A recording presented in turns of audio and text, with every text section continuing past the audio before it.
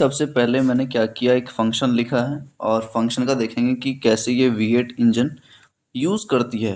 जब भी हम कोड लिखते हैं तो वो कैसे एग्जीक्यूट होता है JS इंजन में, या फिर आप ब्राउज़र समझ सकते हो।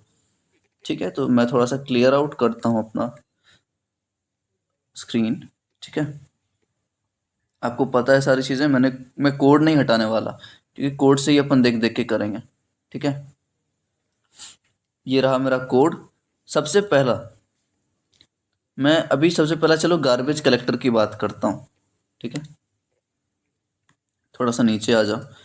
हम सबसे पहले बात करेंगे किस चीज़ की, गार्बेज कलेक्टर। गार्बेज कलेक्टर, एक बात बताओ, जब ये कोड रन हो जाएगा, ध्यान से सुनना मेरी कॉन्सेप्ट, कि जब ये पूरा कोड रन हो गया, पूरा एग्जीक्यूट हो गया, एग्जीक्यूशन इसका कंप्लीट हो गया, फिर क्या ये कोड यहाँ पे मौजूद रहेगा? मैं लेम टर्म्स में समझा रहा हूँ। ये मेरा पूरा कोड यहाँ पे एग्जीक्यूट हो गया, पूरा उसका काम खत्म हो गया, तो क्या ये यहीं पे रहेगा, जावास्क्रिप्ट इंजन में ही बैठ के रहेगा? नहीं। पहले जो कॉन्सेप्ट हम पढ़ते थे, आपने अगर सी और C++ पढ़ा होगा तो आपको पता होगा ये चीज़, कि पहले हम एलॉक या फिर मेलॉक वगैरह का यूज़ करते थे। कुछ याद है? मेलॉक, एलॉक, ये सब। तो ये क्या करता था, मेमोरी एलोकेशन का काम करता था।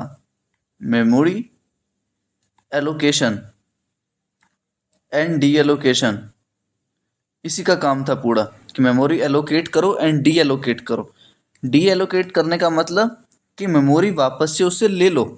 जब काम आपका ख़त्म हो जाए, जब एग्जीक्यूट हो जाए सारा चीज़, तो आप वापस से मेमोरी डी एलोकेट कर दो ताकि अपना मेमोरी फ्री हो जाए। ठीक है, तो गार्बेज कलेक्टर यही करता है। जब इसका पूरा एग्जीक्यूशन ख़त्म हो गया तो गार्बेज कलेक्टर क्या करेगा, ये पूरे कोड को, मतलब ऐसा मानो कि ये जावास्क्रिप्ट इंजन को खाली कर देगा। It makes our JS engine empty, ये खाली कर देगा पूरा जावास्क्रिप्ट इंजन को, कि अब भाई कोड तुम्हारा एग्जीक्यूट हो गया, अब कोई काम नहीं है, अब इसको हटा दो। तो वो काम किसका है? गार्बेज कलेक्टर का है। समझ आ गई चीज़ें? ये सारा चीज़ लेके, जितना भी टास्क रहेंगे वो लेके खुद में स्टोर करते रहेगा हमेशा।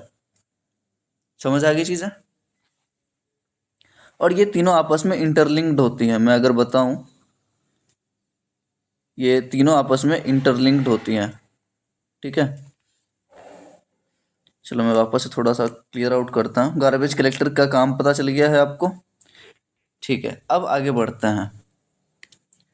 बस गार्बेज कलेक्टर ही मैं बताने की कोशिश कर रहा था। अब थोड़ा सा आगे आओ अगर, तो सबसे पहला चीज़ देखो, सबसे फर्स्ट चीज़,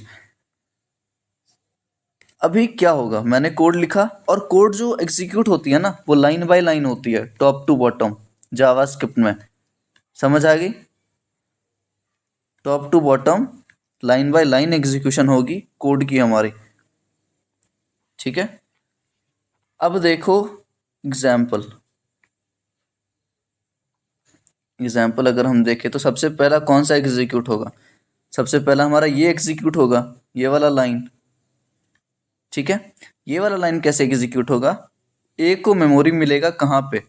ये ए को जब मेमोरी मिल रहा है, मेमोरी कहाँ मिल रहा है वो भूल जाओ, ये कहाँ आ जाएगा? ये आएगा अपने, ये आएगा अपने, क्या नाम है इसका, call back Q. Call back Q में ये जाके स्टोर हो जाएगा। समझना इस बात को, जितना भी हम चीज़ डिफाइन करेंगे वो कॉल बैक क्यू में आके स्टोर होगा।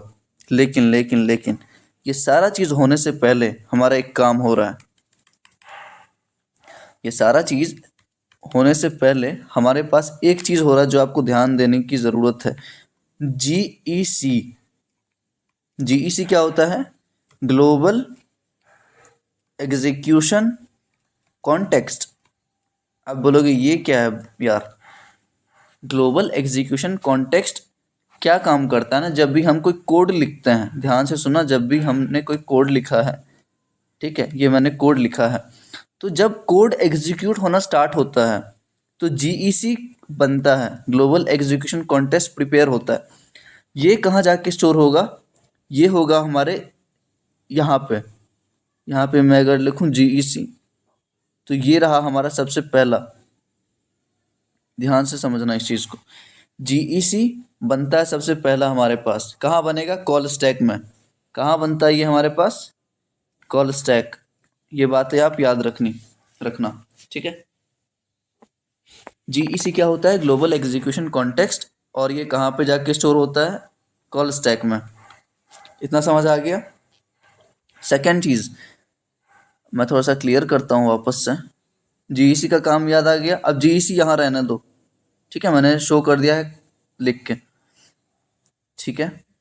वापस आ जाओ। अब चलो स्टार्ट करते हैं। सबसे पहला लाइन कहाँ जाके स्टोर होगा हमारे पास?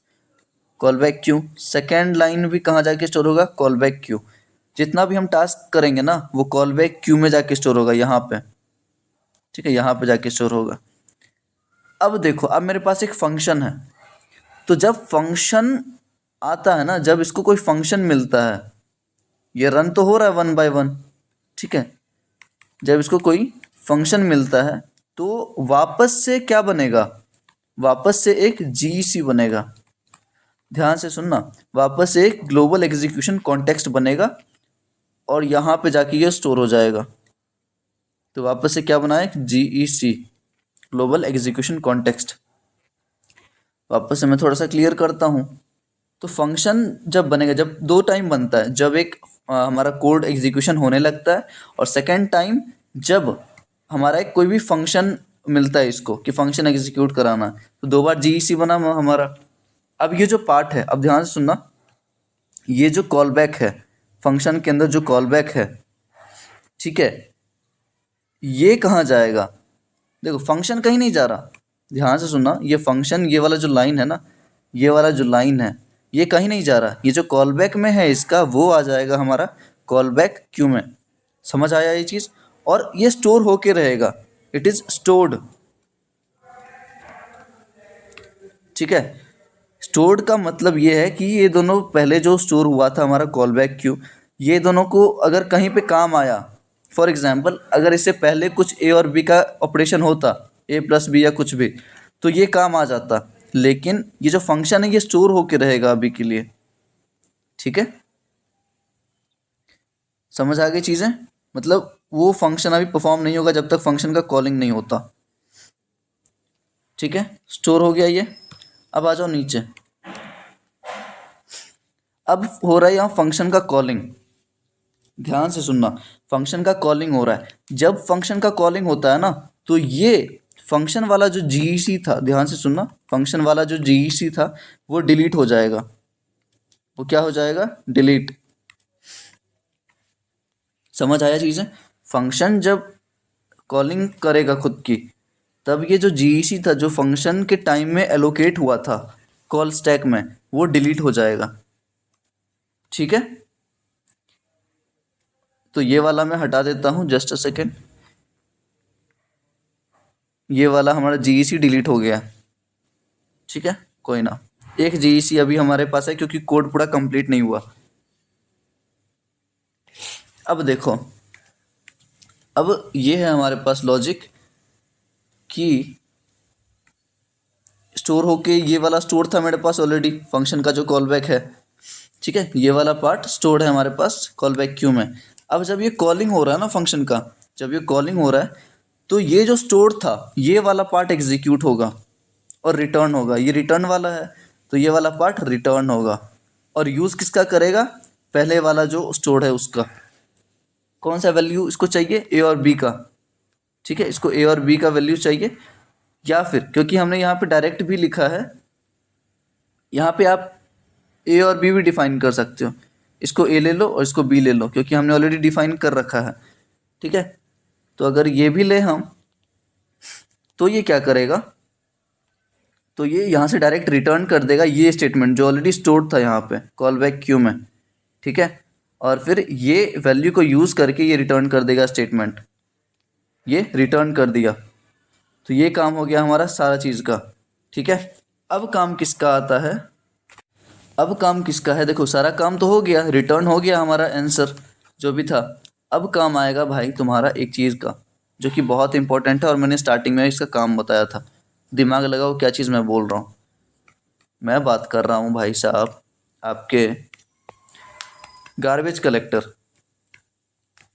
गार्बेज कलेक्टर का काम मैंने बताया था कि सारा एग्जीक्यूशन होने के बाद ये जितना भी कोड है, ये जितना भी कोड है हमारा, उसको खुद के अंदर रख लेगा, गार्बेज कलेक्ट कर लेगा। समझ आई? और लास्ट टर्म पे, लास्ट मोमेंट पे हमारा ये जो जो भी है जेएस इंजन, वो खाली खाली हो जाएगा, वो एम्प्टी हो जाएगा। मतलब ये पूरा दिखाऊं मैं अगर, तो ये पूरा जो है ना, ये पूरा हमारा V8 जो इंजन है वो खाली हो जाएगा। समझ आ गई चीज़ें? तो इतना हमारा सिंक्रोनस एग्जीक्यूशन का पूरा एग्जाम्पल आपको समझ आ गया होगा कैसे एग्जीक्यूट हो रहा है। और नेक्स्ट लेक्चर में हम एसिंक्रोनस ऑपरेशन की बात करेंगे। ठीक है, चलो नेक्स्ट लेक्चर में बात करते हैं।